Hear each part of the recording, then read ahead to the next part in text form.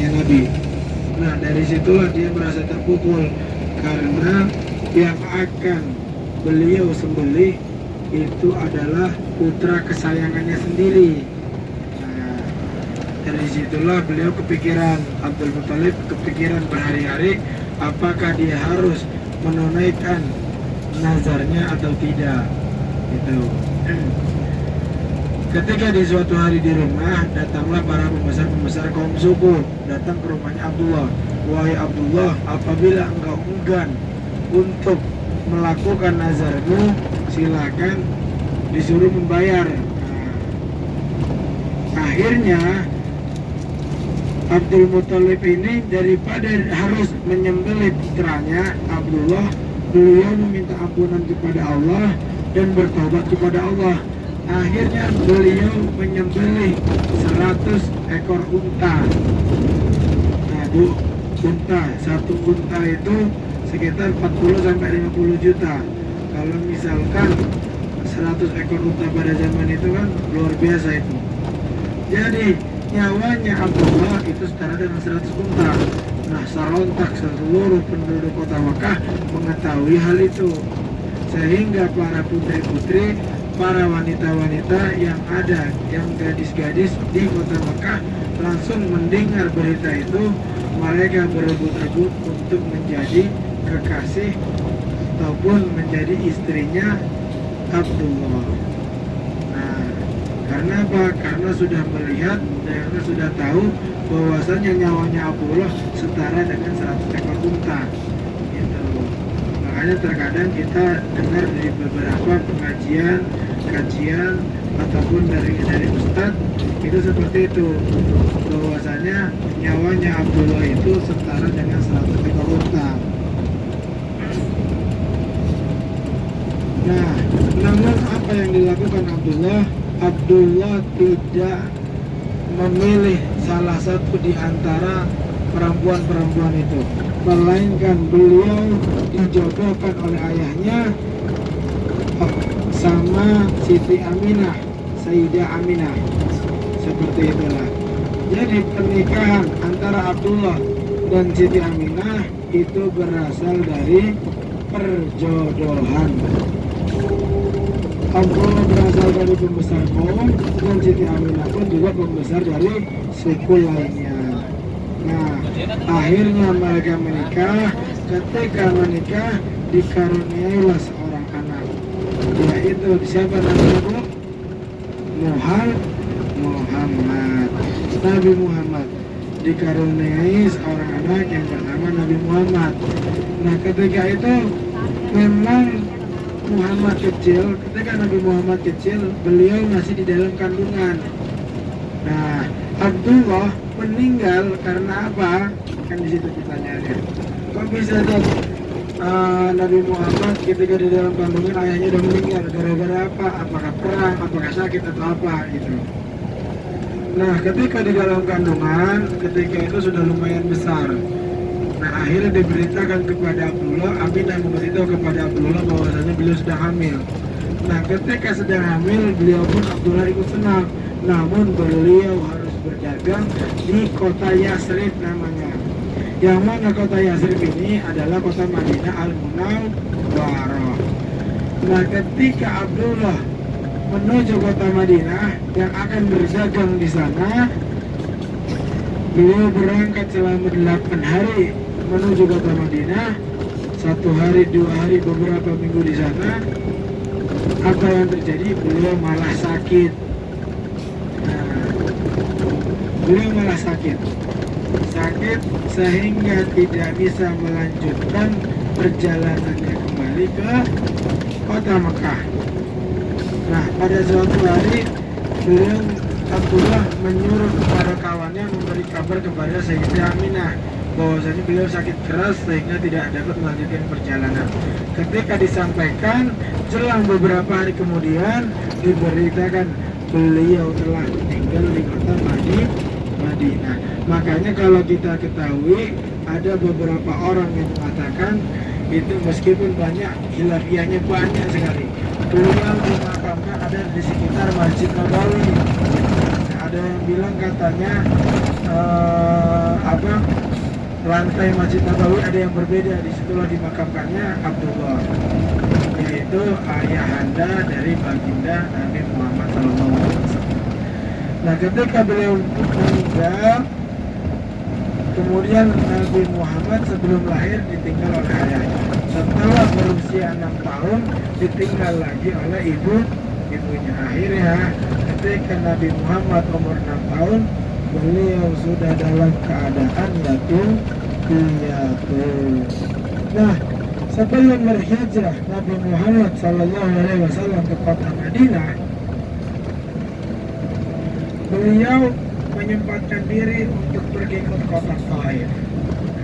Jadi yang akan kita tuju yaitu kota Taif. Di sini pernah menjadi dakwahnya Rasulullah. Maka dari itu kota Taif memang bukanlah hal yang biasa saja, melainkan banyak juga sejarah Rasulullah berdakwah di kota Taif. Selama berapa hari? Beliau berdakwah di kota Taif selama 10 hari. Nah, insya Allah nanti apabila sudah dekat, nanti akan saya ceritakan lagi apa saja yang dilakukan Rasulullah di kota Taif, apa yang terjadi di kota Taif, apa yang dilakukan penduduk Taif, apakah penduduk Taif menyambut hangat Rasulullah atau malah sebaliknya. Dan nanti akan kita ceritakan ketika sudah memasuki kota Taif.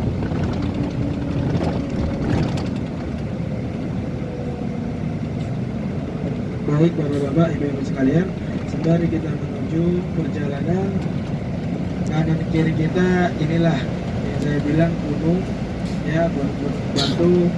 Ini juga ada di wilayah Mekah, cuman kalau di daerah sini ini pertanda sudah mendekati kota Taif, karena kota Taif itu terdiri dari beberapa gunung-gunung seperti itu.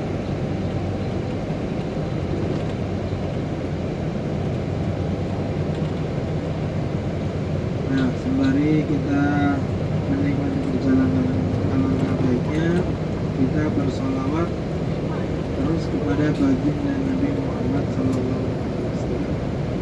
Mari kita bersolawat nariyah. Sallallahu ala Nabi Muhammad.